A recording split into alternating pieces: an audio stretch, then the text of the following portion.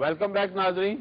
ہماری گفتگو جاری ہے جسٹس وجیہ الدین صاحب سے. اچھا جسٹس صاحب یہ بتائیے کہ ایک تاثر کیا ایک چیز سامنے آتی ہے کہ سپریم کورٹ کا کوئی فیصلہ ہوتا ہے، پھر اس کے اوپر عمل درآمد کا ایک سلسلہ جو ہے وہ نہیں ہو پاتا، پھر سپریم کورٹ اس کے اوپر پوچھنا شروع کرتی ہے.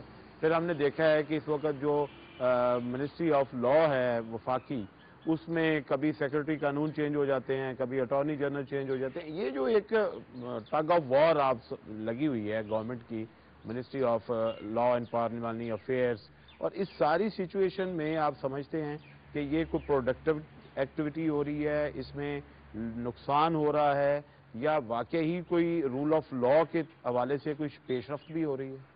دیکھیں، آپ نے ٹگ آف وار کا لفظ استعمال کیا ہے. ٹگ آف وار تو اس طرح کے سلسلے کو کہتے ہیں کہ جہاں پر رسی کو کچھ لوگ ادھر کھینچ رہے ہیں، کچھ لوگ ادھر کھینچ رہے ہیں. ایسا کچھ نہیں ہے. اچھا. رسی کو صرف حکومت کی طرف سے کھینچا جا رہا ہے. اب آپ یہ دیکھیے، ایف آئی اے کا سربراہ ایک مرتبہ نہیں کئی مرتبہ تبدیل کر دیا. نیب کے سربراہ کا جو اپوائنٹمنٹ ہے وہ بغیر لیڈر آف دی اپوزیشن کے ساتھ انڈرسٹینڈنگ ہو، کنسلٹیشن ہو میننگ فل، اس کے بغیر ہو گیا. چیف جسٹس آف پاکستان کی کنسلٹیشن اس میں ضروری ہے، اس کے بغیر ہو گیا. دیگر جو کام ہیں وہ بھی اسی طریقے سے ہو رہے ہیں کہ رسی جو ہے وہ صرف ایک ہی طرف سے کھینچ رہی ہے. اور اس میں کہا جا رہا ہے کہ یہ جو گورنمنٹ کے افیئرز ہیں، جو ایگزیکٹوز کے افیئر ہیں، اس میں عدلیہ انٹرفیئر کر رہی ہے. کیا حکومت کے جو معاملات ہیں ان میں کرائم کمٹ کرنا، جرائم سرزد ہونا، کیا یہ بھی شامل ہے؟ کیا اگر جرائم کیے ہیں تو ان جرائم کو کیفر کردار تک نہ پہنچانا، کیا یہ بھی شامل ہے؟ تو میں سمجھتا ہوں کہ یہ سارے معاملات جو ہیں یہ ڈس انفارمیشن کے معاملات ہیں. یہ وہ معاملات ہیں جو عوام کو غلط راستے پہ لگانے والے معاملات ہیں. اور پھر کوئی چیز نہیں ہوتی، لوگ سب چیز پر مطمئن ہو جاتے ہیں تو سین کارڈ شروع ہو جاتا ہے. تو یہ بڑے عجیب و غریب اچھا چیزیں جب ہیں. ایک چیز ہم یہ بھی دیکھتے ہیں کہ بعض دفعہ ایسا لگتا ہے کہ کوئی ایسا فیصلہ آنے والا ہے کہ اس کے بعد صورتحال بالکل یکسر تبدیل ہو جائے گی، اور یا تو حکومت نہیں بچے گی یا یہ نہیں ہوگا، اور پھر ایک دم پتہ چلتا ہے کہ چیف جسٹس صاحب نے ایک ایسا یعنی کہ سٹانس لیا ہے کہ بات بہت آگے تک چلی گئی ہے. کیا سپریم کورٹ یا دیگر اعلیٰ عدالتیں جو ہیں وہ حالات کو سامنے رکھتے ہوئے کوئی ڈیسیژن دے رہی ہیں کہ جس سے یہ سچویشن پیدا ہوتی ہے؟ پہلے ایک اتنی ہائپ کریٹ ہوتی ہے، پھر اس کے بعد بالکل جو ہے اس میں سے غبارے سے ہوا نکل جاتی ہے. تو یہ تو بالکل ایک طرح کی عجیب طرح کی بے یقینی کی فضا پیدا ہو جاتی ہے. دیکھیں، اگین بے یقینی کی فضا بالکل صحیح پیدا ہو جاتی ہے. سوال یہ ہے کون پیدا کرتا ہے. میں یہ سمجھتا ہوں کہ وہ جان بوجھ کر کے پیدا کی جاتی ہے، اور یہ تاثر دینے کی کوشش کی جاتی ہے کہ عدالتیں اپنے اختیارات سے تجاوز کر رہی ہیں. اب عدالتیں کیا کر رہی ہیں بتاتا ہوں میں آپ کو. جس وقت 31 جولائی سن 2009 کا فیصلہ آیا، جس میں 3 نومبر سن 2007 کے جو پرویز مشرف کا دوسرا مارشل لا تھا، اس سلسلے کے جو اقدامات تھے، اس کے نتائج تھے، سپریم کورٹ نے سلیٹ کو صاف کر دیا. نتیجہ اس کا کیا ہوتا؟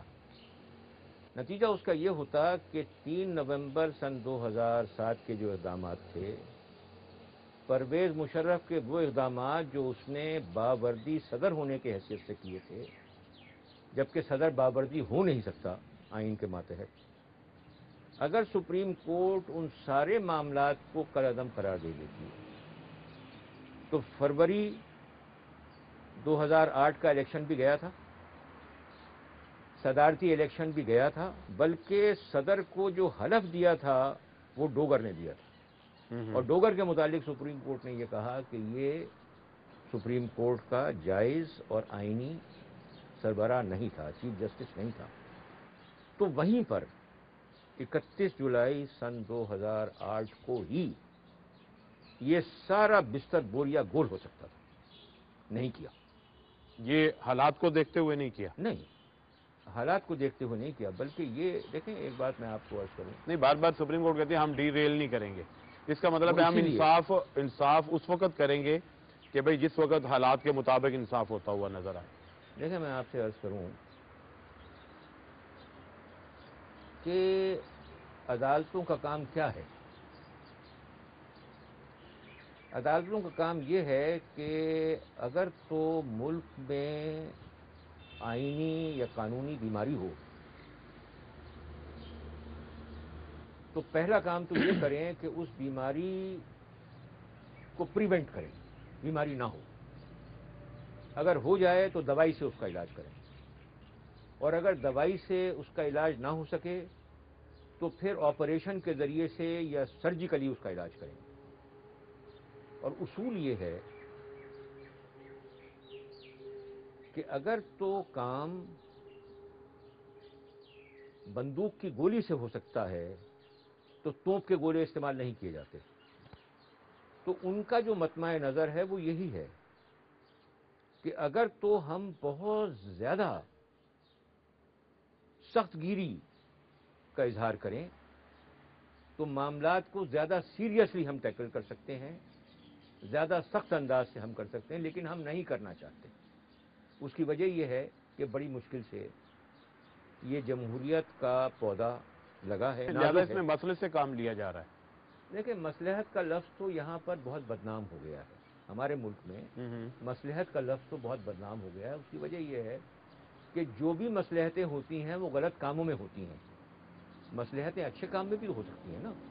अभी आपने एक जुमला बोला कि जो फैसला हुआ उसके तहत डोगर साहब जो थे चीफ जस्टिस की हैसियत से उनकी तकरारी गैर कानूनी करार देगी, तो लिहाजा उनके फैसले भी गैर कानूनी होने चाहिए या नहीं होने चाहिए असूली तौर पर? उसके मुतालिक एक कानूनी उसूल है, आईनी उसूल है, उसे कहते हैं डिफेक्टो डॉक्ट्रिन।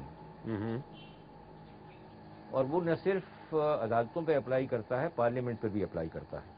और वो ये है कि अगर कोई लोग बैठे हुए हों फैसला करने वाले और अदालत की तश्कील अगर सही नहीं हुई हो, तो अगर तो मुकदमे के फैसले में कोई सुकुम नहीं है तो उस मुकदमे को जड़ से उखाड़ने की ज़रूरत नहीं है, उसे चलते रहना दिया जाए। इसी तरीके से पार्लियामेंट में अगर कोई लोग ऐसे बैठे हुए हैं जिन्होंने अपने साथ ज्यादती करके और जाली डिग्रियां बनाई थी और उन डिग्रियों की बुनियाद पर वहां पहुंचे थे और वहां पर बहुत से कवानीन पास किए, कॉन्स्टिट्यूशनल अमेंडमेंट पास थ्रू की, तो क्या उसकी बुनियाद के ऊपर पार्लियामेंट की सारी कार्रवाई को रद्द किया जा सकता है?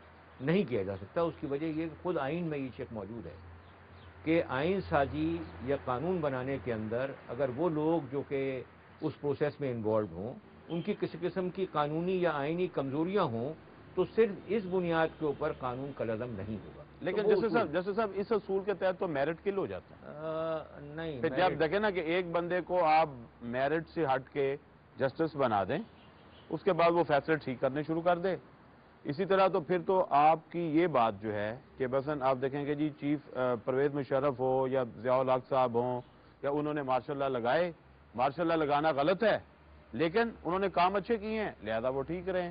तो ये तो फिर मेरिट को किल करने वाली बात है। नहीं, मैं ये नहीं कह रहा आपसे। मैं ये अर्ज कर रहा हूं कि किसी भी वजह से एक गलत अपॉइंटमेंट हो जाता है, एक गलत तकरीरी हो जाती है, एक से ज़्यादा ऐसी तकरीरियाँ हो जाती हैं, अदालत में हो जाती हैं या पार्लियामेंट में हो जाती हैं, तो उसके मुतालिक ये डॉक्ट्रिन अप्लाई करते हैं। लेकिन मिलिट्री टेक ओवर्स हैं उसमें ये डॉक्ट्रिन अप्लाई नहीं करते। उसमें जो ऐसे कामों को वैलिडेट किया जाता है वो स्टेट नेसेसिटी की बुनियाद के ऊपर किया जाता है, वो भी गलत है। जस्टिस साहब आपकी गुफ्तगू जारी है, हमें एक ब्रेक लेनी है इस मौके पे। नाज़रीन हमारी गुफ्तगू जारी है जस्टिस वजीउद्दीन साहब से, मिलते हैं एक ब्रेक के बाद।